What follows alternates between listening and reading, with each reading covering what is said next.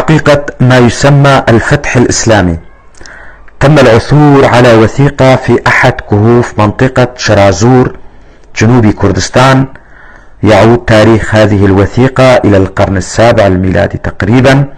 جاء فيها: سويت أماكن الصلاة بالأرض، نيرانهم أحرقتها، لقد اختبأ الأعظم بين العظماء، وكان العرب يضربون قرى الريف حتى شرازور، وأخذوا زوجات الفلاحين وبناتهم كعبيد. الرجال الشجعان تدحرجوا في الدماء، لا يتم تنفيذ طقوس زرادشت أكثر من ذلك. أهورا مزدا لا يشفق علينا. هذا التوثيق كان مكتوبا على قطعة من جلد، وكان موجودا في كهف بمنطقة شرازور. وقد ذكر المؤرخ علاء الدين السجادي هذه الوثيقة في كتاب نشر في بغداد عام 1952.